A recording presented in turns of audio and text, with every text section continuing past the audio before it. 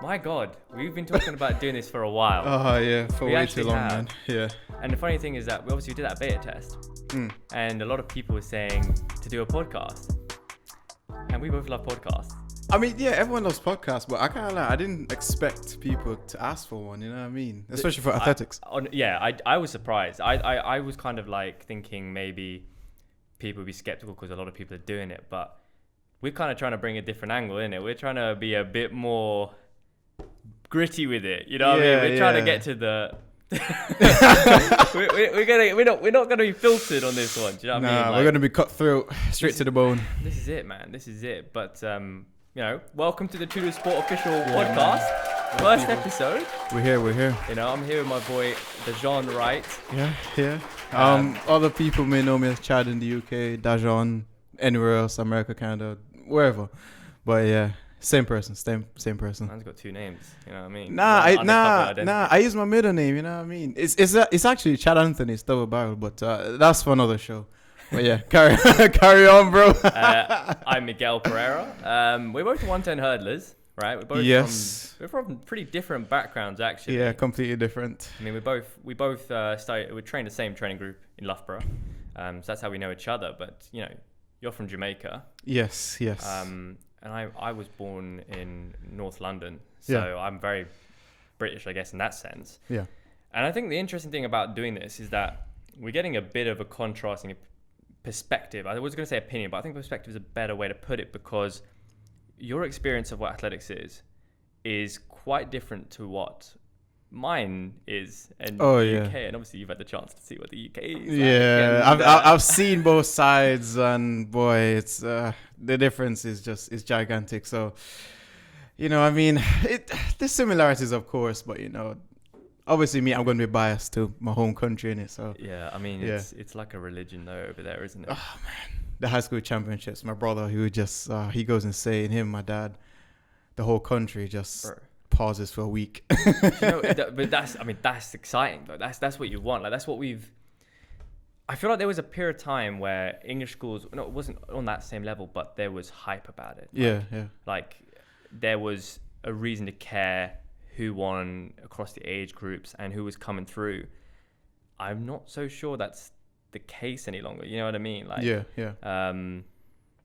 I don't think so, at least. I mean, I've not heard much about English schools since back in the day, but yeah, man, I think we both decided we want to talk about the state of athletics, right? As our starting point. Yeah. But I mean, obviously, before we get to that, we need to kind of tell the viewers, you know, what Tudo's about, what it's like, and you know, the journey of how we've got to this point. So, my man Miguel, tell the viewers what they want to hear about Tudo. Okay. I mean, we're going to talk about the state of athletics, and I think athletics is in a tough place. And I think I wanted to create something that was going to bring some quality and look to add some spice, you know, a little bit of something back to the sport, reinvigorate things, you know, and just make it more accessible for athletes and give them the tools that they need, that they're struggling to get by, in order to excel and further their careers. And then hopefully in the future, you know, we're both part of the Tudo Sport team, and we want to take it, you know, astronomical, man. We want to be able to change the game and help sort of bring the sport into a world where it's transformed, because the current position is in it's a nightmare. But Tudo Sport is essentially, it's a website, right? That's what it is. It's a website with a bunch of features for all kinds of athletes, because I think the thing is, out there is a lot of stuff that's sort of catered towards one particular type of athlete, or an athlete from a certain background or specialization. Like we want to be able to create something that whether you're a junior distance runner or you're an Olympic throwing contender, there's something going for you. And so, you know, all the kind of various features such as our performance tool, our competition finder, you know, competition finder. You know about that, because the powerhouse behind the competition finder, that's this guy right here. Guys, you know what relax, I'm saying? Man, relax. Hours I tell you, hours and hours of looking through these crappy websites to find all the website links, the information, Bro, don't ever get me started, man. These websites are straight out the 90s, man. Yeah, it's ridiculous. I mean, shout out to the German websites. Yeah, they're cold, man. I can't lie. 2 clicks, all the information I need is just there, man. So, bro, when we went to go fill out. Remember, we went to go fill out the information for the countries, and we wrote down a list of the countries that were left to do, and we had a fight. It's like, right, okay, rock paper scissors, who gets to pick first? And then we were like, we both knew the first country that was going to go was Germany. Had to be Germany, man. The men are efficient, right? All the information, all in one page, all good. But the thing is, though, they had about, I think it was 40 plus competitions for the F class. But I was still willing to take it on because I know I can get that done in 20 minutes. Yeah. Whereas if you're looking for the Spanish one, don't get me started. The Spanish athletics website doesn't work. Yeah, categorically it doesn't work. It's just mad. It's crap. I don't know. It's weird. Absolute nightmare. But and then on top of that as well, we look to be a content platform. One of the ways us doing so is actually this. It's the podcast. The reason we're doing it. Part of what will hopefully eventually come Athlete TV. You know what I mean? Work in progress. And so there's going to be so many features, guys. It's probably going to be officially launching in some capacity. I think we're trying to structure it in a certain way and evolve it over time. But we're going to try and get it out there for people to appreciate. Round about next month, or perhaps even the end of the month, but we're just waiting to confirm on the dates. We're gonna just sort out the website and get it going. But man, hopefully, it's going to be something that people love and it's going to help people and it's going to sort of start to turn the wheel and add some quality back into the sport. Because, like we said, as we said, we were going to talk about, what do you think about the current state of athletics in the world, man? Like, where do you even start? Right? That's the thing. I'm just trying to think. Do I start where I'm from? Do I start where it's now? Do I start 10 years ago? Is it my UK experience? I don't know. I think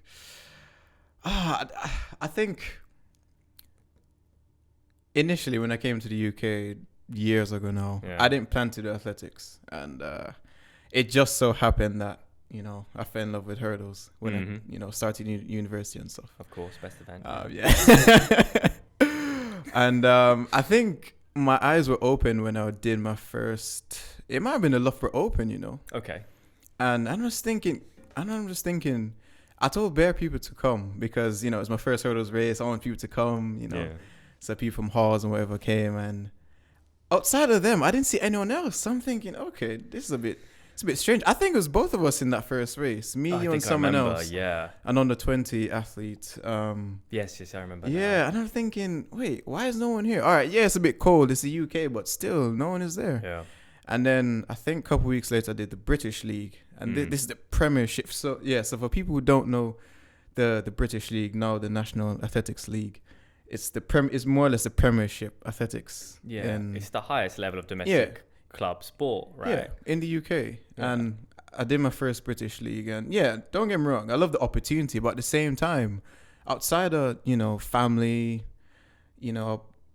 some diehards that love the sport that were probably in the local area at the time, and the different clubs, that's about it. No one's coming to watch, not even some of your own family is coming, you know what I mean? There's no atmosphere, there's nothing. So I mean, that's the UK experience. I mean, what do you think? You've been here longer, so you can probably I agree. And I think it's deteriorated sort of over time because it didn't used to be as bad. Yeah. But what I'm seeing now is horrendous.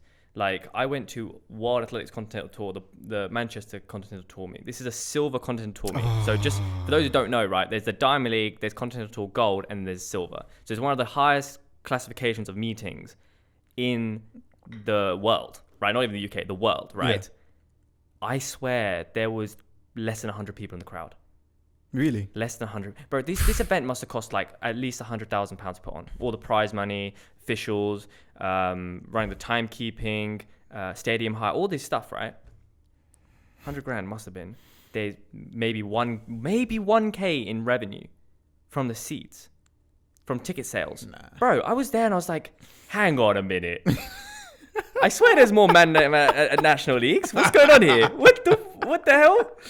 I was baffed. I'm baffed. I was but man. As an athlete, you're there and you're like, cool. I'm here to get my job done. Yeah, I'm here to go. I'm here to go and race. You're not too fussed about the fans. Yeah. No, exactly. But the fact of the matter is, though, the first time I raced internationally, And it highlights the fact that the UK is a separate issue. I mean, it is a global issue, but it's in particular the UK is a problem.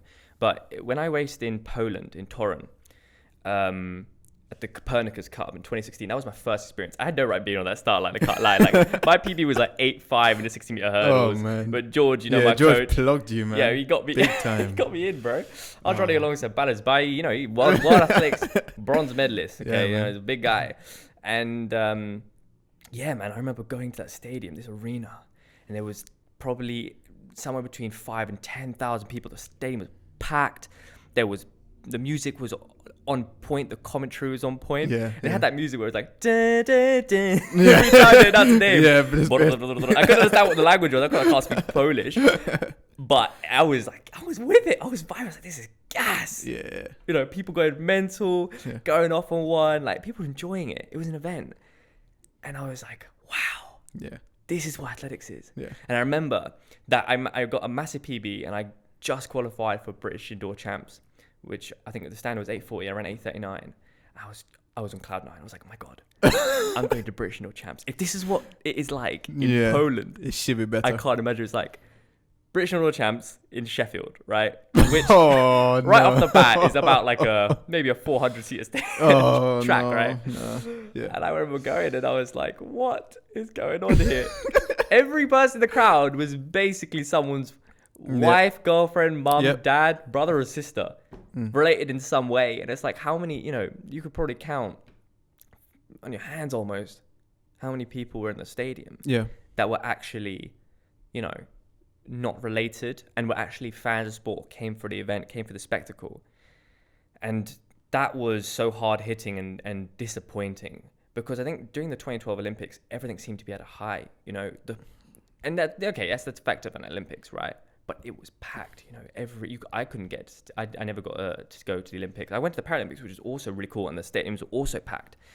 But, 80,000 people every single day for the athletics, sold out. What's you mean, morning and evening morning, sessions evening as well? sessions, bro. That's nuts. That's what I'm saying. Like, people rocking up for the hammer throw qualifying, and they're loving it.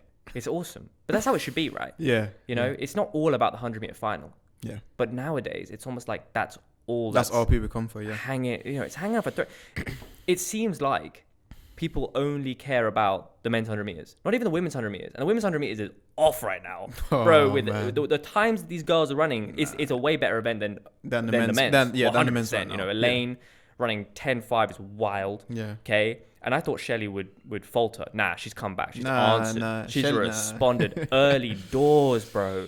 Yeah. But the sport it's always struggling with this thing, and it's like, why is it that people don't want to come and watch? You know what I mean? Like, it's a tricky question to answer.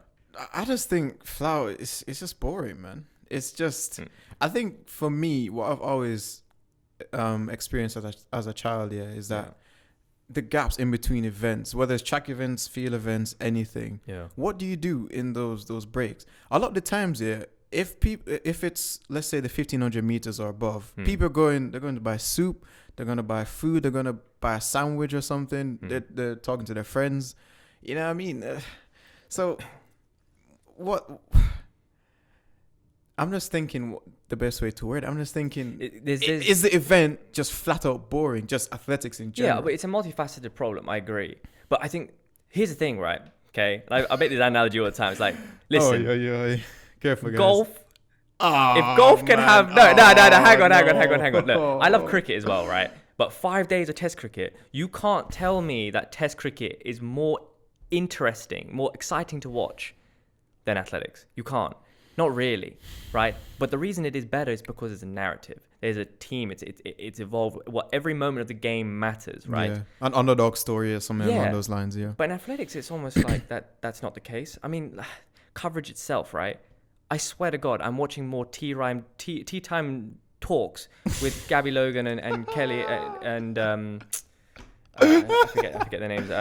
Michael Johnson, all these guys. Yeah, like Denise. Yeah, Denise, absolutely. And not their fault, but what I'm saying is, why am I watching? I remember, like, it was like the pole vault world record was about to be broken, and we're in the studio chatting about some crap. I was like, What are we doing? Show us the goddamn athletics. This is the thing, bro. Do you know what I mean? Like you say, the gaps. That's a very good point. What I'm saying is, there's always something going on. You can show the field events whilst the track's not happening. Exactly. Right? If you're running a 10K, you can show the field events in the meantime, right? Yeah. Because 10K largely is exciting at the start, maybe a little bit in the middle, and at the end. Yeah. It's a 30-minute race, more or less. So you can't always keep it engaging throughout.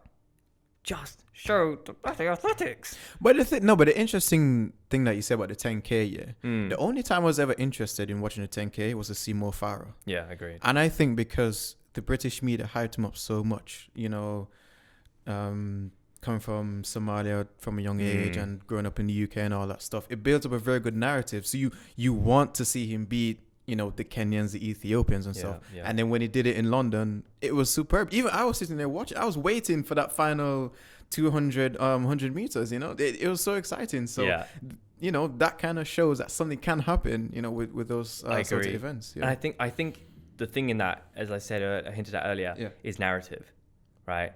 There was a reason to care other than who's going to win, okay? Because who's going to win is never enough. Like, the thing is, the problem is like, take Diamond Leagues for example.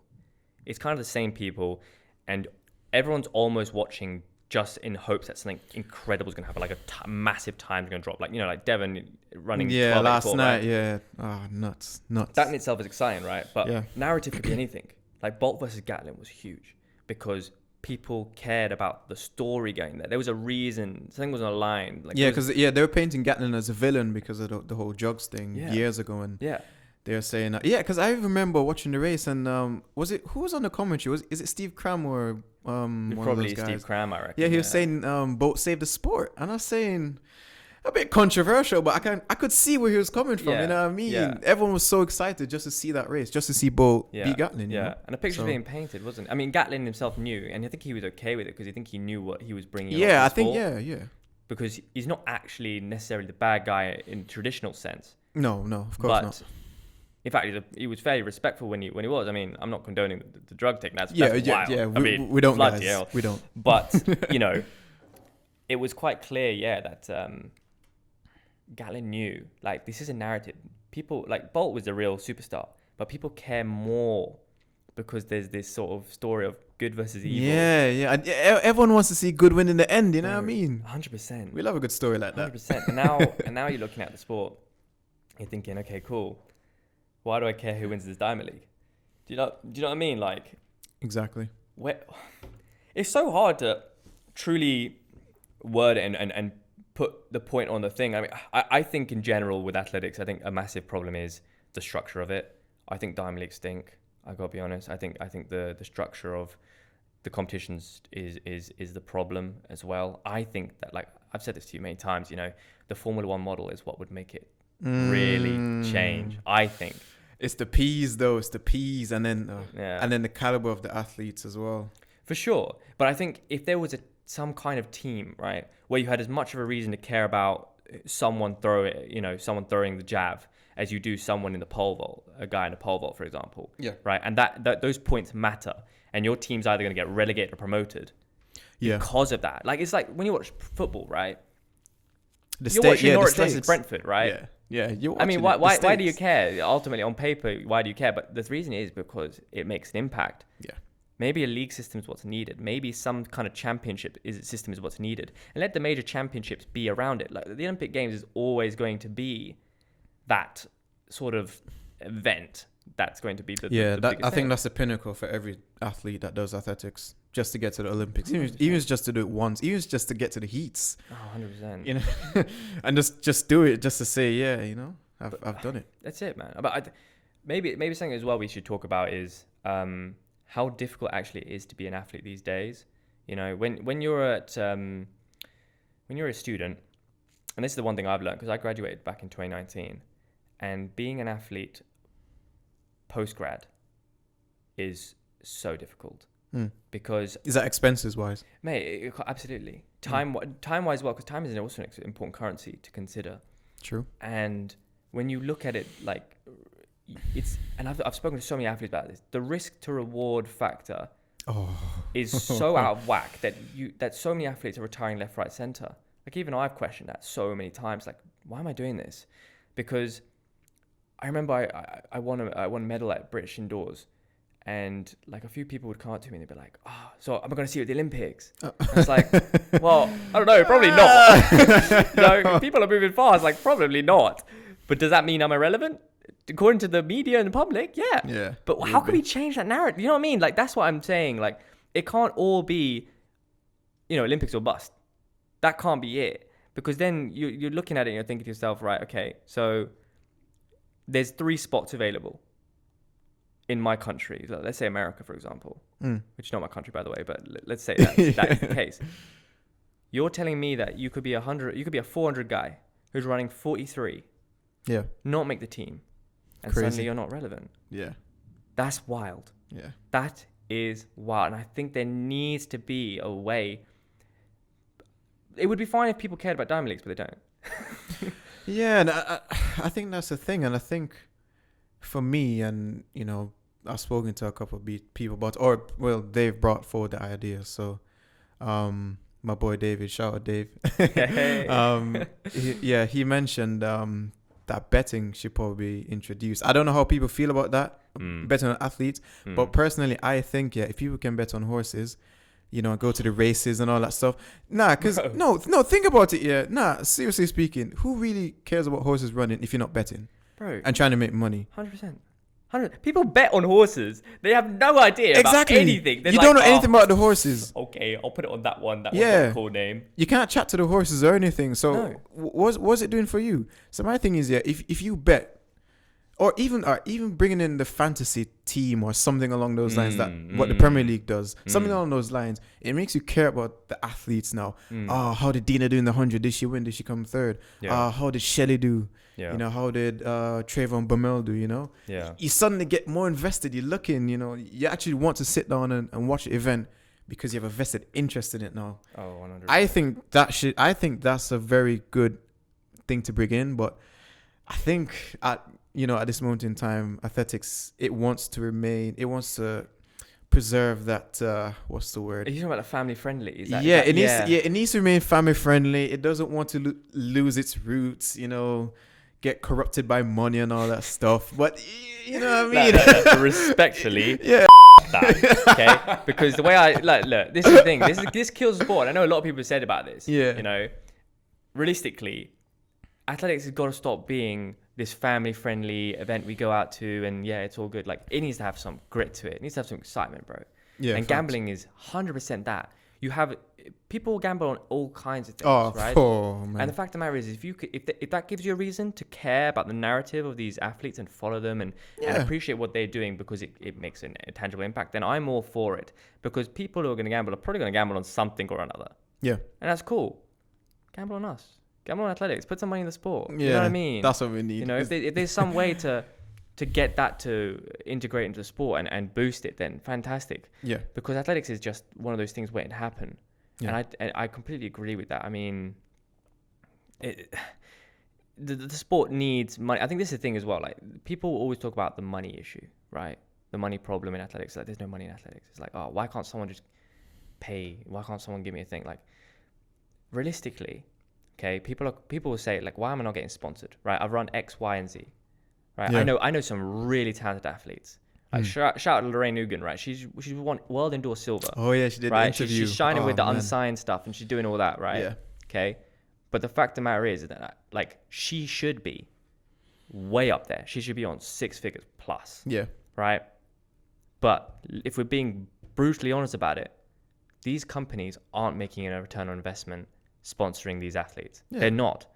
And so the problem isn't that people are unwilling to invest in athletes, is that the problem is the way the sport is structured.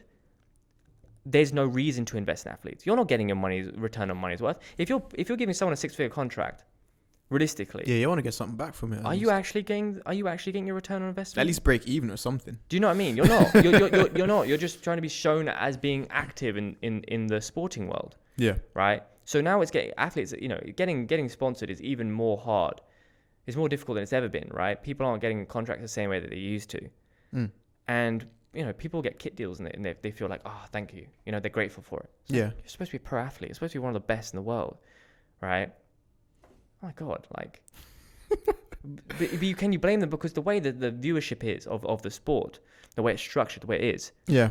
unfortunately, like if you own a business and you're going to invest in an athlete, it's charitable almost. Yeah. Because Why it's should you? Yeah, exactly. And so the problem, and this is the thing, it's like the problem isn't that people are unwilling to do it. I think the problem is the sport and the way it's brought out and the way that's a thing. That's a problem. And because then these sponsorships are going down, then so are participation. Yeah. Participation numbers are at all-time low. People don't understand how bad it is, right? There used to be probably 5-6 times more athletes than there is currently doing athletics. And yeah, okay, COVID, right? Yeah, I think that weeded out a lot of people. Yeah. And, it's understandable for whatever reasons that they didn't want to carry on, but yeah. But I mean, that, and also there was an entire generation of kids who never got that chance to actually try athletics or dip their toes in the water and be exposed. There could be a gap, yeah. And I think that's a problem. And that's something as Tudo, we want to work on. Yeah. Right? That's something we want to fix, because participation is one of the points of to resolve this problem. Facts. But also, as time goes on, it's going to be restructuring the way athletics is handled, and whether the people in power, whoever they may be, are going to do that or not. Yeah. Sometimes the athletes have to take things in their own hands, and it's going to require a creative solution. I think we all know that. But God, man, how can you be second in the world and be working, bro? Like, people are literally primary school teachers part-time. Yeah. Right. I'm having to slime by myself. Yeah. We're all having to do that. Nah, the one that shook me was David King. I heard he was working at Nando's until he went to America or something. I was thinking, wait, what? Bro. Yeah. And it's not the only one. Like, there's so many people just working. They have to work part-time jobs. Yeah. And realistically, okay, you can go in and start your career, and you can build up your reputation and get the work experience. But let's say you sacrifice your life to go to the Olympics. People go to the Olympics. Great. They've done it. They're maybe relevant, somewhat relevant. Nothing. Yeah. Nothing. No contract. No nothing. Okay, cool. So you've probably spent opportunity cost as well, because this is money that they could have been earning. Probably $100,000 plus. Right? Just say you went to the Olympics. So let's say you haven't made it to the Olympics and you had that opportunity cost. Then you're looking at it, you're like, right, okay, so why did I do this? Was this just a passion project? And we're doing it because we love it, right? Passion merchants. Oh, man. Bro, I mean, why do you do athletics? Do you know what I mean? Ask yourself that. Do you know what I mean? That's a good question. Why do you do athletics? Nah, the thing is, I just love it. And I've always done it as a child. So it feels like a part of me. And I'm sure many of us as athletes can say the same thing. Regardless, if it's athletics, it could be football, rugby, hockey, tennis, swimming. It's just a party, especially when you did it as a child. But I just think I've got to a point where I'm thinking, okay, right, I'm either going to carry this on and take it seriously, or I'm just going to do a 9-to-5, sit in an office and just do my thing, get my half-hour lunch break and just call it a day, man. Because trying to work 9 to 5 and then go try, I think I did it once a couple of summers ago, and I came home, I told my brother, I said, bro, this is not it. To do it just for 1 week, no, terrifying. And don't get me wrong, shout out to people that do that. It's commendable and actually, maintain a very high level. But I think for many of us, you're going to choose a job because at the end of the day, you need money. It's infeasible. To survive. Exactly. Yeah, of course. And it's fine. It's interesting you bring up that point because, okay, people will say prize money. Don't get me started on prize money. Prize money. Are you mad? Prize money is to pay for the hotel or Bro, the return flight. Oh my God. Man, this is the thing. Like, we don't, as an athlete, I can win prize money and I won't break even traveling to these competitions, right? It's crazy. It's crazy, man. Like, and that's just sometimes how it is, but it's got to change, surely. You know what I mean? Like, I'm a representation. I'm a representative. Sorry, athlete representative. That's one of the things I do. That's part of Tudo Elite. And just dropping it in. One of the things, yeah, of course, man. And then one of the things though that you see is that meeting organizers have smaller and smaller budgets. Yeah. Every single time. Yeah. I mean, bro, like take the Diamond Leagues for example. if you come fourth or fifth, right? Yeah. You're getting $1,500 pre-tax. So that's about what, £1,000? Yeah. A grand? Yeah. Okay, cool. So that covers maybe the council tax for 8 months. But 8 months? What am I supposed to do? Genuinely, what am I supposed to do, right? To take care of the bills, Yeah. right? Some people, in some cases, support a family. Oh yeah. Right? Yeah. Go and live a life. And you're telling me that, and that's not, and sometimes you travel, they won't be able to cover your costs or your accommodation. Yeah. And then you're thinking to yourself, right, so actually I've only made like £600 here. You can only do so many competitions where you have access to that kind of prize money. Yep. My God. So what, if you had no contract, you're coming out and you maybe, at best, if you're really good, breaking even. It costs you just to be an athlete. Yeah. My God. Just to do the sport. That's crazy, man. It's wild. When you think about it that way. Especially at the elite level. I can understand for, the majority of us that are still working our way up the leagues and stuff, trying to get better, improve times and distances. But for the elite guys, the Premiership guys, outside of Bolt and I don't know who else has mega deals. Or maybe Sidney McLaughlin or Shelley and Fraser Price maybe. Everyone else is kind of, These people are breaking world records or close enough to it. Yeah. So what's being the story that's being told to us as athletes is, okay, cool. You want to have a career in this sport? Break a world record. Break a world record. Okay. Bring in the fans. What? Right? There's so few people, man. Yeah. There's like, you go to the Olympic Games and maybe half of the people in the events are funded. And that's in the sprints, right? I'm sure it's so much worse in the throws, in the jumps. But what you got to ask yourself as an athlete then, What's the point? What's the point, right? But we love the sport. So we have passion for it, and we're thinking, we feel like there's a solution. Yeah. Right?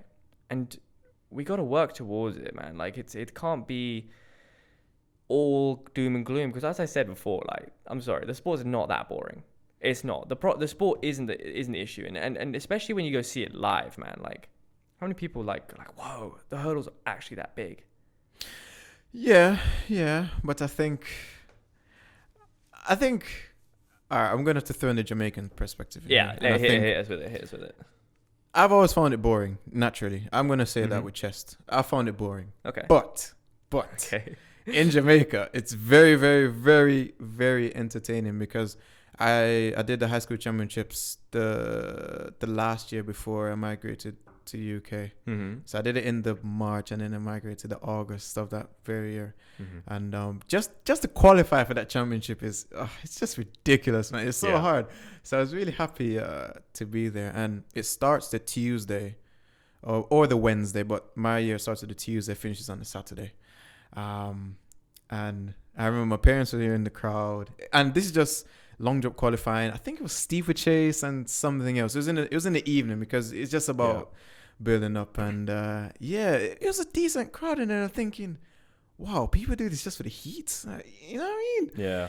And then Wednesday comes, Thursday comes, and the crowd level remains about the same. But when it gets to Friday, especially the Friday evening, a lot of the schools in the local area, so Kingston College, Jamaica College, Wolmer's, who else? St. George's, St. Hugh's, all those high school, all those kids from the high schools, they come and they watch, especially the 100-meter finals, and I'm telling you, it's jam packed. Yeah. In that Friday night, there's Vuvuzelas. I don't know if people remember Vuvuzelas from the 2010 World Cup. South Africa, you hear those just ringing. Some people, they love it too much. Shout out Jedman because he loves it a lot. But I tell you what, it's a very satisfying sound, and people just there. They're eating food. It really feels like a carnival atmosphere. So that's the Friday night. And then the Saturday, it starts a bit later. It's very hot the Saturday morning. It's normally 400s and stuff, 400s and hurdles. But once it gets a bit cooler again, everyone starts to flood the stadium. It's jam-packed. It's only, 20K people that can fit, more or less. Yeah. And it's jam-packed, man. It's crazy. The noise, the lights, the atmosphere.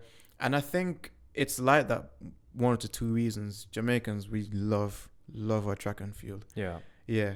Disclaimer: we don't call it athletics like the rest of the world. We call it track and field, or tracks. You know.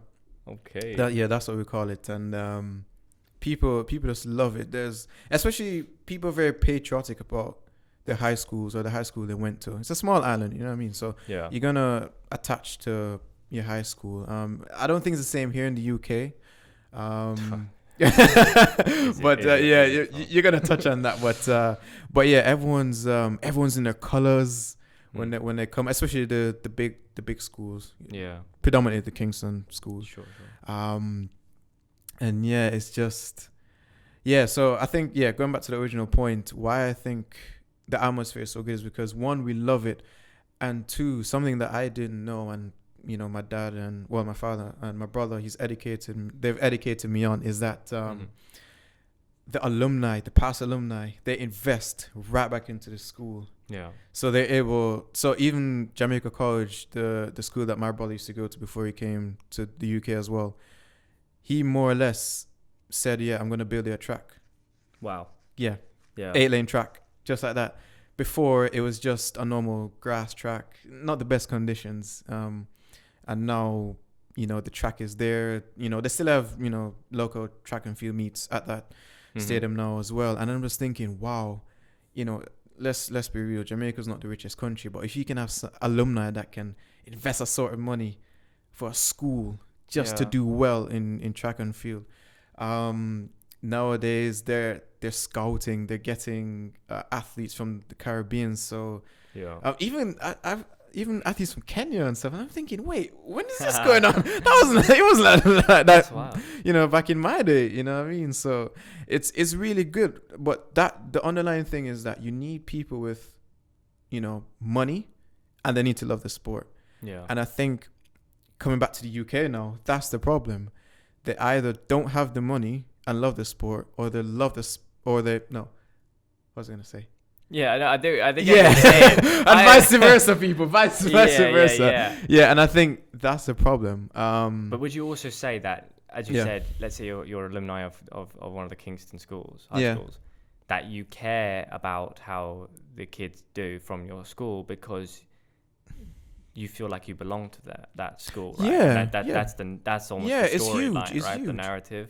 Yeah, because I'm not under the impression that they were even past track and field athletes when they were going to school. These alumni, they just care about the school so much that they want to see them do well. My brothers told me that they'll come and have meetings with the athletes, just say, "Hey, champs is a big thing. You need to go out there and win it." And I'm thinking, wow. That's what I mean. Even at my high school, Manchester High School, when I used to go, I mean, we're never in contention to win the boys and girls championships, but at the same time, we know what it means for the school, just for your friends to see on TV and say, "Hey, I saw you on TV at champs." Even people teachers, students that don't really follow track and field, they watch champs because they know who's gonna be there. You know, whether it's your classmates or boyfriend, girlfriend, or it could be anyone, but at the same time, it's just that vested interest that's lacking. Well, that I see in the UK. I can't really speak about America. Yeah, hopefully we can get a guest on in the future. That's it. From Stay America, tuned, guys. You know what I mean? That's the long-term plan. That's been to the NCAAs or just local meets in America. But yeah, I think that's the general gist of the atmosphere and stuff. Yeah. I think there's got to be some chance that we can emulate in some way, the success of these events. Like I was saying, like at the end of the day, these are also school kids. Exactly. Right? These aren't even the pros. It's like exactly. And this is kind of one of those things that baffles me as well. It's like in America, like people care about uni sport, like track and field, American football. No one gives a about uni sport here in the UK. No one gives a crap. No way. No one cares about school. Like, okay, the high of it was, and one of the things is one of the coolest things was just getting to run on TV, bro. Of course. The Sky Sports coverage of English schools, that was a massive deal because it's like, cool, guys, I'm going to be on Sky Sports. See, exactly. You tell people you're going to be on Sky, you're going to, of course. Bro. Yeah. Big clout there. Yeah. Massive. It was such a big deal. Even if you came sixth in your heat and knocked out, but you were on TV. That was such a big deal. Such a big deal. I never got to do it, but I remember everyone like just telling me about how incredible it was. Because the one time I did go in schools, they just stopped covering it, which sucked. But hey, you know what I mean? Like that's just part of the game. But yeah. Man, I have to have faith that the sport can evolve to create some sort of competitions or storyline or something that can make people care more, because at the moment it's not working. It's just not. You know what I mean? But that's my thing though. As someone that's grown up in the UK, are you passionate about your high school or your university? That's a very good question. And I think the thing is that, are there just too many schools? Because let's be frank, in Jamaica, it's not going to be as many schools as here. So is that the issue, or are you more passionate about your county, so representing your county? So I think, it's tricky. I think the only thing that people are truly passionate about is probably their they represent their country because of what it means. But that should be across the board though. No? Yeah, but I think the school system is different in the UK because very rarely is there sort of a harnessing of talent, right? Yeah. The system in the UK is kind of go to school, do your GCSEs, you then either do your A-levels, or get an apprenticeship, and you're flush with the system, go get a job done. The system's not designed to create people who have talent in any other regard apart from being a pawn in the system. It's not really a thing. Yeah. And so being passionate about your school or something isn't really sport driven at all. I can't think of many examples. Maybe in Eton or Harrow, right, which are like world renowned traditional schools, right? These are like where all the prime ministers and royalty come from, right? Yeah. Then that's kind of different. But there are so many schools. Like there is literally like I think 10,000 schools or something, and that's just secondary schools in the whole UK. Probably maybe it's less. I don't know. I don't know what the number is exactly, but yeah, of course. Yeah. The point is that you're such a small fish in a massive pond. It's kind of like cool. I crack on, I move on, and then that's it. I think there's always some love you have for these institutions that you spend so much time at, like Loughborough University, for example. Like there's always a place in my heart. I was a chairman of the club and all that. Yeah. There's a place that always it holds in your heart, but I don't know if it's the same because you need the Bucks competitions, which Bucks is the university championships. Can we ever really say that we cared about the team result because the way the UK is set up, Loughborough won it every time. I think we one year we were like, it was Brunel or something. They were like hyping up. It's like, oh yeah, we're gonna do really well at Bucks and all this. You're not gonna do anything, bro. Man. They got I think they got like 60 points. Nottingham got like 50 points. Yeah, and Loughborough got 263 or something. Yeah, it's just ridiculous, man. It's not. You can't it's a one-dimensional competition. I think Loughborough haven't lost that Bucks championship in like 45 years or something. Yeah. Something ridiculous. And I think that's a problem. But it would never start at the what's it called, the university level. The deep-rooted issue is lower down. Yeah. Well, I mean, I agree, and I also don't, because I feel like if there's power, if there's money at the top, it'll trickle down. And the problem is that there's no money at the top. And like take NCAA's, right? There's a reason for this to be competitive. It's because there's bargaining rights. It's almost like we're the best school. There's a reason. The universities care about being the best institution. Yeah, they always want to be the best. Florida want to be known as the best uni for track, right? So they will they'll scout like crazy. They'll find the best coaches. They'll get the best facilities. All this kind of stuff. Yeah.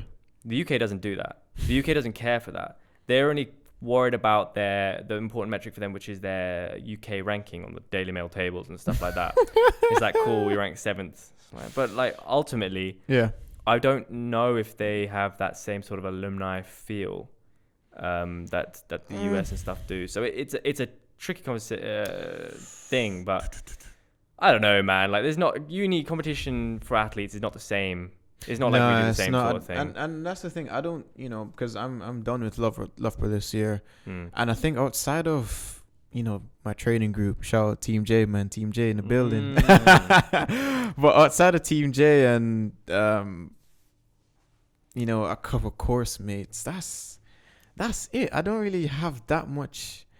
Yeah, I mean, I love Loughborough for what it was, but there's not that burning passion to say, oh, I want to come back and come watch a game, you know, come and watch a rugby match or a football match or exactly. a basketball match, exactly. you know what I mean? And I'm assuming alumni in America, and it's definitely the case in Jamaica, people come and watch the high school sports and the college sports because you have that strong connection to the schools. So, yeah, I don't know. It might just be... my mom always says this. She says that people in the UK, they're just passive, man. You know, what do people here actually care about outside of football? Maybe rugby. Yeah. Do you care about anything else? Is there anything that's what you're known for? No, it's actually maybe cricket, you know? Yeah. No, it's actually a good point. It's a good point. Brits are passionate about nothing more than football. Yeah. And then there's not really... Maybe the Queen and all that stuff, but... Oh my God, the Queen. Wow. Shout out to the Queen, man. You know what I mean? Jubilee settings and that. Yeah, it's good. I mean, look. Yeah, because, okay, for example, Indians, Sri Lankans, they go nuts when it's the IPL. Sure. The Sri Lankan. Oh, cricket. Oh, man. Bro, Sri Lanka is the same thing that like in Jamaica. Like, it's the school cricket competition, school rugby competition. It's nuts. Massive deal. Like, people will, like, there's a lot of there's a lot of Sri Lankans that migrate to the UK. Yeah. They all fly back to Sri Lanka just to specifically to watch these kids play cricket. There you go. Nobody's flying back to here to watch athletics. To come watch box? No, man. Nah, that's not happening. That's never happening. I would love for it to be the case. Don't get me wrong. Exactly, and that's the point. Yeah, you want it to be like that, but will it? Ultimately, yeah, we've said a lot of like damning things. Yeah, we should probably get some credit at some point. But here's the thing, right? Ultimately, we say this because we believe that there is a way for this to transform, for this to change. Yeah. It's just about, I think the first step is acknowledging it, right? Because of course. if you're an athlete and you're naive enough, or you're involved in the sport in any regard, official, coach, higher ups, whatever it might be, if you're, I'm not going to say ignorant because I think that's too harsh a word. Ignorant. Choose your words carefully, bro. If you truly believe that the sport is in a good place, then that's part of the problem, because the change needs to be had.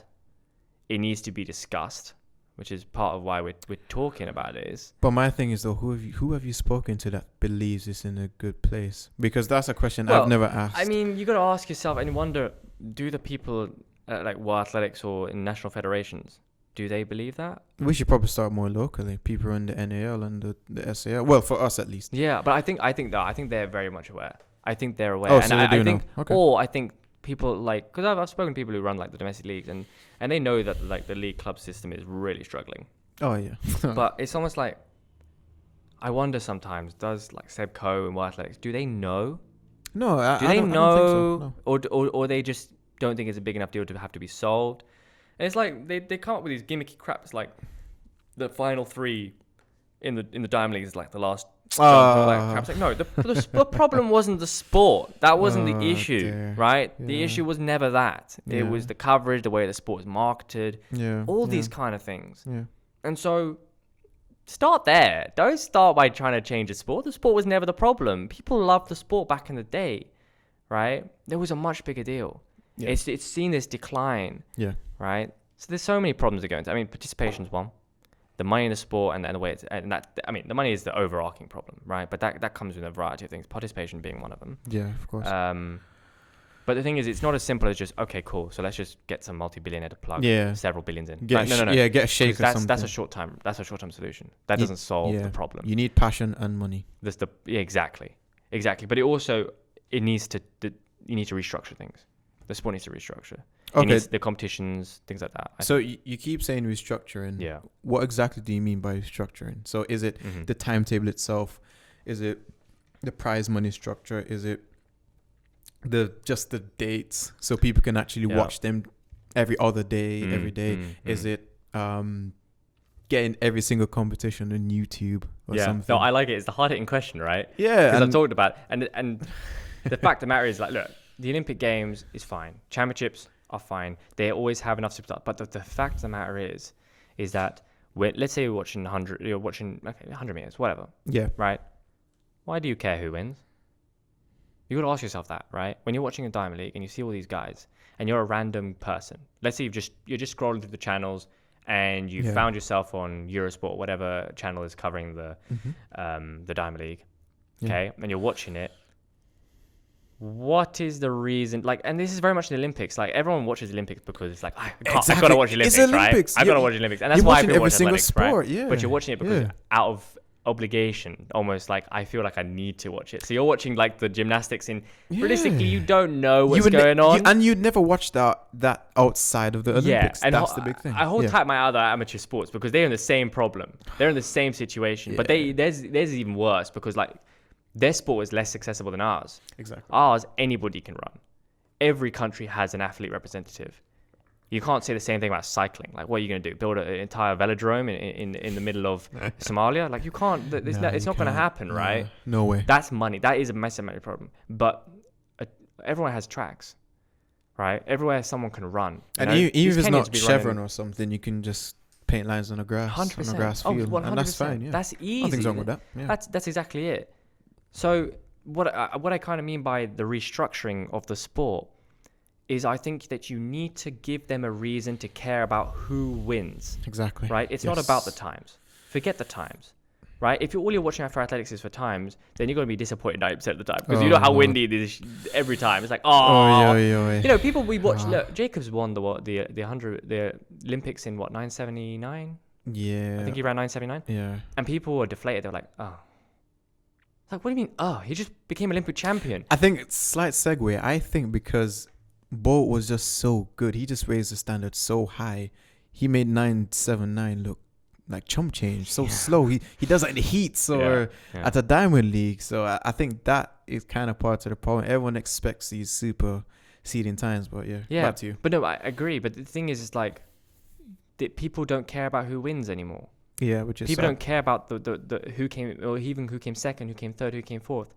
And I believe that if you were to create a competition or a system where you got points and it went to a team, you know, let's say there's merchandise, like Red Bull team, Nike team, Puma team, Asics, Under Armour, Mizuno, you have that. You have a relegation, you have a promotion. Then you have a reason to care what every athlete does in every single one. Suddenly, you're points looking on the at line. Yeah, and suddenly you're looking at it, and these people are on professional contracts. Because I guarantee you, mate, if Nike were to put forward a professional team and so are Puma, then Adidas have to. Yeah. They can't be left out. They have to. No You have to compete. Bro, that's why I think F1 is the best model to compare it to. Oh, man, F1.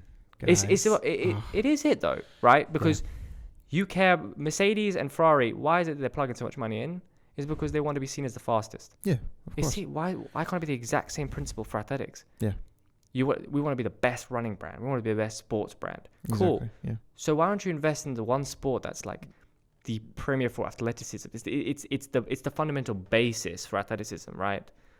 So many of the best sportsmen in the world across all kinds of sports, especially in America, had their fundamental basis from doing track when they were a kid. Course, and then they applied that to whatever sport they want to do. Whatever they did, right? Yeah. Basketball, absolutely. NFL, 100%. So what I'm saying is basically have these teams, have a point system, have a reason, have it be commentators that are like excited, you know, and it's like a build up, a massive hype rather than this sort of monotone, can't pronounce their surnames, don't know anything about them. It's like if you don't know anything about them, how do you expect us to care about them? Do you know what I mean? We're not gonna know, man. We're not gonna know. I can count on my hands the number of times a commentator on a stream has actually got my name right, right? Or knows about who I am or what I do. It's like, look, if you're covering something, make it interesting. At least do your research. Make it interesting. 100%. Yeah. People, it's not good enough to know about one or two guys and then that's it, right? Yeah. There needs to be something about everyone, and there needs to be a reason to care. And I think the reason is a team, man. Like football, people are territorial about football, bro. Man. I suffered a whole year watching Man United play dog crap for the whole year, and I was there sitting watching us get slapped up away 4-0 on the regs. I'm like, why am I doing this to myself? Because I love my club. Exactly. Right? I feel a passion. I feel a connection with it. You don't even need a connection to the players or the manager. You just need that connection to the club. Which what the club represents and all that stuff. And once you can establish that, then bang. That's it. Because Usain Bolt, right, is the greatest thing that's probably ever happened to sport, but also a bit of a curse. Because as soon as he left a massive void. Yeah. Right. When Cristiano Ronaldo left Real Madrid, right, Real Madrid lived on. They lived on. In fact, they won several Champions League. Yeah, if anything, right? they're doing better. This is the thing, man. Like realistically, they moved on. They lived on, right? Yeah. And the fact of the matter is that the sport stayed relevant even though the greats left. Yeah. Because there's always someone to fill the gaps. Always, right? Always, yeah. But the thing is that if you're only supporting it for individuals, then the sport's always going to be in the bin. And that's the problem. That's the massive problem. That's the problem. That's the problem, mate. I'm suggesting, and when I say restructure, make there be teams, man. They gotta be teams. There has to be teams. Merch, like, bro, I'm trying to see in a crowd people wearing Red Bull shirts and getting mental. It's like, let's go. And I'm waiting for this, right? Okay, and a world tour, right? Yeah. All year round, okay. And I'm looking to see, right? It's up at top of the table, Nike versus Red Bull, right? Yeah.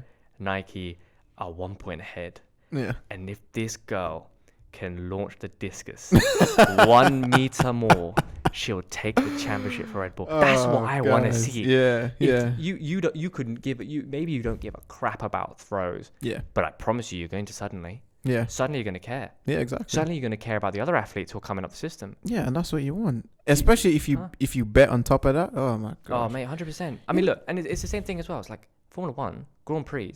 Yeah. There are celebrities at all these Grand Prix. Yeah. They don't care about Bro, cars just driving around. You can't. I can bet you, as soon as the first or second lap is done, they're gonna go get some food, or they're gonna go sleep, or they're gonna go chat to somebody else. Yeah. They ain't watching it. I mean, outside of the pure fans. Oh yeah, for sure. And in every sport, you're gonna have fans like that. They just love the it's fundamentals of every to sport. Be there, right? Of course, Make these things be massive events, fireworks, light shows, tailgate. Is it tailgating? You know, the thing where the Americans do, where they have like food and parties outside the stadium for itself. You know what I didn't even you know what I didn't even realize yet with F1. They have a parade before the race, and do they do it after as well, or is it just before? I think they must do after. I know they definitely do it before, and I was thinking, wow, that kind of helps to build a relationship between fans and the teams and stuff. And I'm thinking, wow, imagine if athletics could do something like that. But let's even say before the Diamond League, you just see all your favorite stars just come out, wave inside in autographs before you need to warm up or anything like that. So you can tell fans. So let's say the event starts at, I don't know, 5 o'clock. You can tell the fans to come in at 3.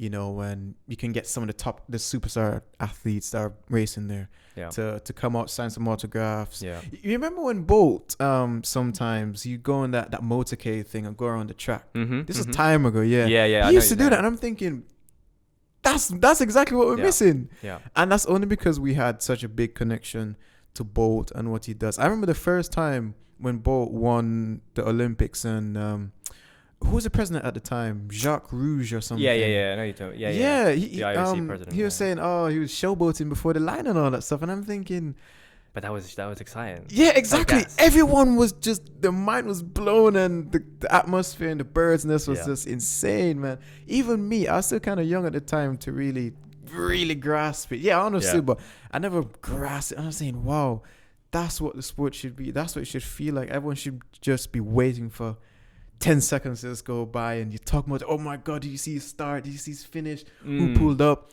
X, Y, Z.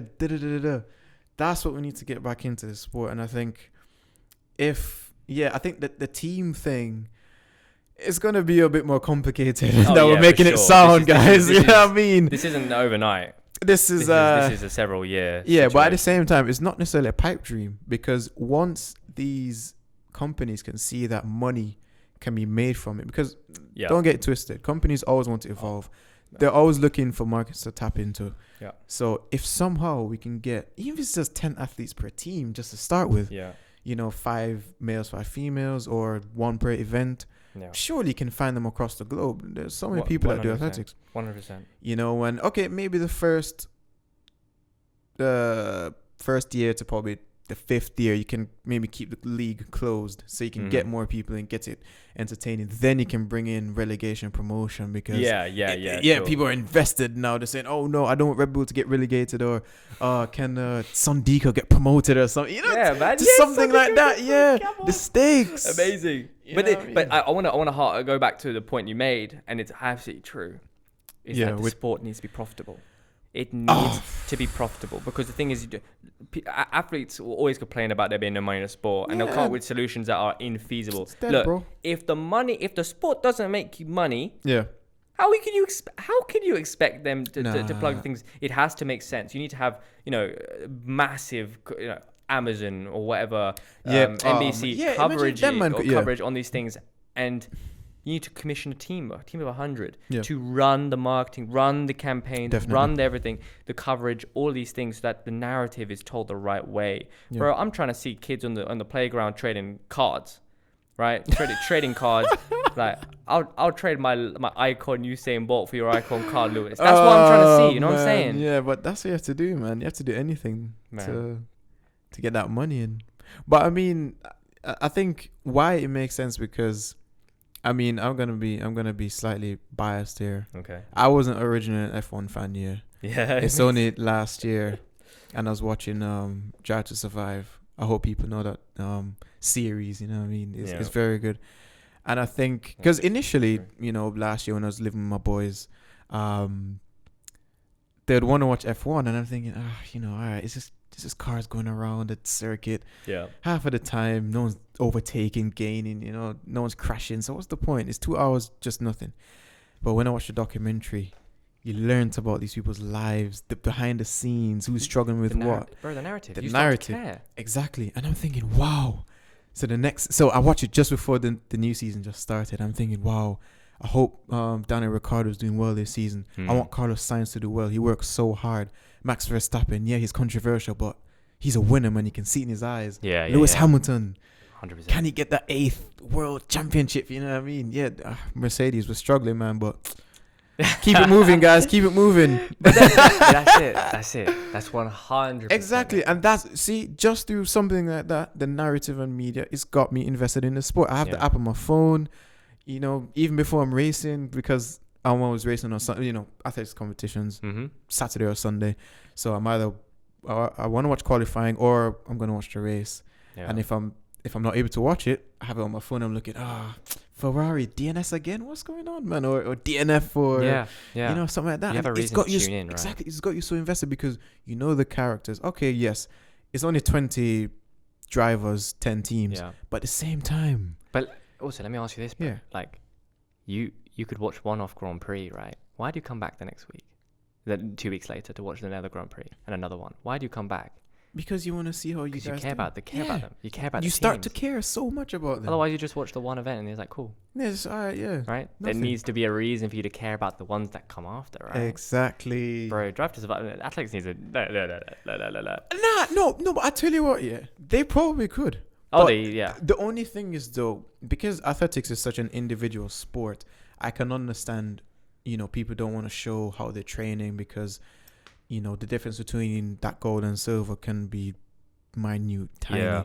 So you don't really want to expose that. But I guess, I remember me and my brother during COVID and stuff, we're just so deprived of content. We were just watching a day in the life of a professional athlete, NCAA athlete. And just that in itself was so fascinating. Yeah. Since December, she's done it. Trayvon Gillespie, he's done a couple of things like that. And just because of that, I don't follow many professional athletes, but I follow Cindy. I follow Willem Balassian, the 110 hurdler. Yes. I used to follow Devon Allen. Okay. But that's only because of even the IWF, the training diaries and Yeah, and he did a vlog when he did I think he did 100 flat and the 110 in Paris 2018, 2019, one of those years. And just because of that, I'm thinking, so every time I see Devon Allen, I think, I remember watching him. How is he going to do this time? 100%. And if we bring something like that back into the sport, 100%. and make it more accessible, you're going to get people looking for, especially if it's your event. How many throws do something like that a day in the life of, or a training session, or just what they eat for breakfast? You know what I mean? A sleep routine, just something. You should give fans something like that. Of course, you're going to get invested. 100%. 100%. And I think that's the way to elevate the sport forward. But look, I think we got to leave some of the debates and the things for the later episodes of the podcast. So you guys definitely you gotta stay tuned, Yeah, okay? man. Because Stay we're gonna be tuned. talking about some much hotter topics as we go Yeah, along. they're gonna be controversial. We have some really good ideas down the pipeline. This is just an icebreaker, guys. Just with guests on, with different people bringing the perspectives. Yeah. Like we're not trying to be surface level things. We're trying to go get all kinds of things like I said, like one of the things I'm most excited about is getting officials. Oh yeah. Getting an official on a podcast and Official. a really inflammatory athlete, and they just yeah. have a head to head Yeah. and beef on the mic. Like, I'm here for that, bro. I'm here for that. That'll be very Set entertaining up. because I don't know if it's a UK thing, but yeah, there's always a lot of beef because I've been abroad, raced abroad a couple of times. Officials tend to be okay, so I don't know if it's just a UK thing. Yeah. To be honest, yeah. Yeah. I don't know. But hey, listen, look, everybody, guys, if you did enjoy this one, go follow us on Instagram at Tudo Sport Official. Okay, on TikTok, I forget the name of the TikTok. That's terrible. TikTok, but I think it's Tudo Sport Official as well. But I'll plug it in. I'll somewhere on the video. Yeah, it's gonna go somewhere. Okay, it'll be somewhere on there. It's gonna go somewhere. Have to visit www.tudosport.com. Have to. It's going to have something for everyone, whether you are, like I said, whether you're Olympic medal potentially or a young athlete just starting out, guys. Yeah. You have to hop on this, man. There's something for everyone, man. Just stay tuned and a new thing, man. We're gonna make it's gonna be great. I'm really excited. Yeah, about this. Man. This is fun to do as well. Like I wasn't sure. First ever podcast. I watch a lot of podcasts and stuff, and it's kind of nice to just kind of be in the chair for once and see how they feel. And 100%. boy, it feels amazing, really. I quite enjoy it. Yeah, I mean, you end up having a conversation that just goes off in it goes on things, but so many different tangents and first podcast. We hope to see you guys all on our various social media platforms, and quite crucially, we also hope to see you guys checking out the website. It's going to be launched very soon. Make sure to follow us on our socials to find out exactly when that will be. Yes, guys. And we hope to see you on that. Yeah. Okay, guys. Take care. Yeah.